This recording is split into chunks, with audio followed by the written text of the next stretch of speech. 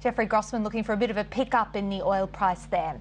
Well, moving fronts now, and the federal court has ordered Oracle to pay a senior employee $18,000 in response to her claim of sexual harassment. This amount was ordered even though the employee initially sought at least $90,000, and the court rejected several of the claims. Now, here to tell us more is our regular guest commentator, Joydeep Hor, Managing Principal, specialist law firm People Culture Strategies.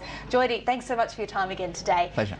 Obviously, sexual harassment, we see this kind of case being dragged through the headlines on a regular basis. Was there anything unusual about this one? Yeah, absolutely right, and increasingly common for the cases to be dragged through the headlines. You'd be forgiven for thinking that it's a new phenomenon, but we've had laws dealing with sexual harassment in Australia for over 30 years.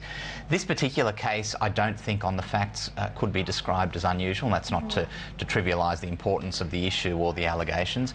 In short, it involved two executives who had to spend a lot of time together on the road in numerous meetings, and the nature of the allegations involved propositioning inappropriate comments that were directed by the male to the female, both in one-on-one situations but also in the presence of a number of other people. They were dismissed by the person against whom the complaint was made as being banter, jokes and innocuous, but clearly a different view was taken by the person bringing the complaint.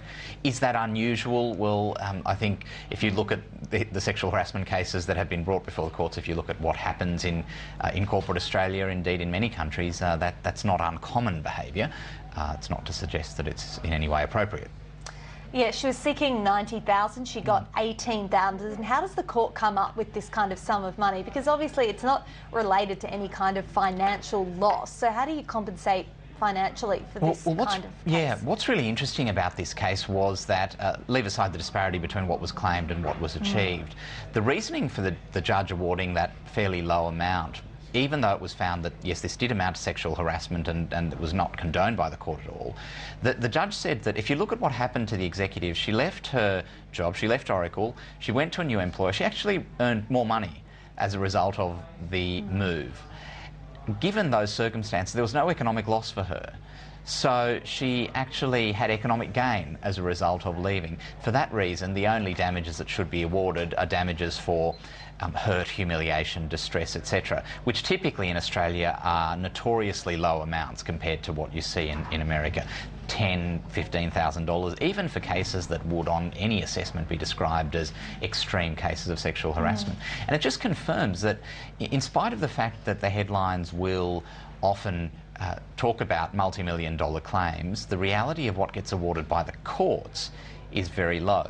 Out-of-court settlements, though, completely different proposition.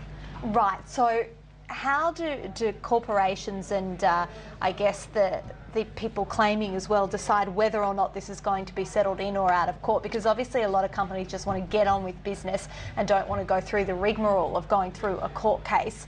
But then again, you know, it comes down to I guess whether you feel you've been wronged or whether you want to stand up for what's happening. Yeah, the employer has a number of very important decisions to make. If it's going to decide to fight one of these cases, it does need to be prepared for it taking a lot of time, a lot of opportunity cost in terms of a lot of money, whether that's to the lawyers that are representing them or that opportunity cost of people who could otherwise be doing alternative things.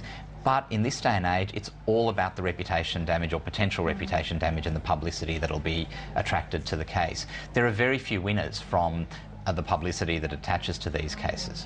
Yeah, and an interesting part of this case was that the company actually got criticised for not expressly telling employees that sexual harassment was against the law. This sounds a little crazy. I mean, shouldn't people know this already? Do companies need to expressly write that out? Well, it appears off the back of this decision that merely doing training, merely indicating to staff what are appropriate and inappropriate behaviours, merely having a policy might not be enough. And I can see where the judge was coming from here, because what I see all the time with organisations is that the approach taken to education in relation to these matters is very much a tick-the-box exercise. So people will attend their mandatory training once every year or 2 years. They'll sit there, they won't pay much attention, they'll think that it's only being done by their employer for that tick-the-box purpose. Right. But the message that needs to be sheeted home to all staff, and particularly leaders of an organisation, is that this is illegal and you can be personally liable for it. A judge can order that you pay someone whom you harass or discriminate against compensation out of your own pocket.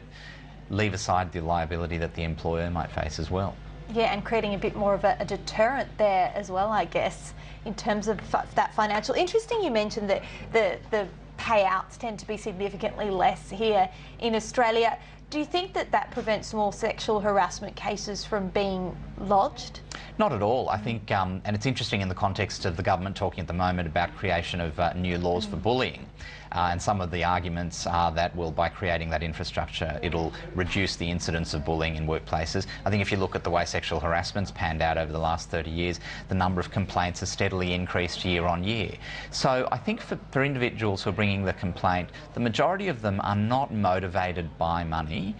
Certainly there's a segment of the population that will always be, but for a lot of people it's about wanting to ventilate their genuine concerns. Whether they were about wrong perceptions or right perceptions, there'll always be debate about that. But even when people know that there's not a lot of financial gain, their motivators for bringing a piece of litigation are often still there. Okay, Joydeep Hor from People Culture Strategies, thanks so much for joining us. We always find this segment very interesting. Thanks for your time. Well, it is 28 minutes past the hour. Coming up.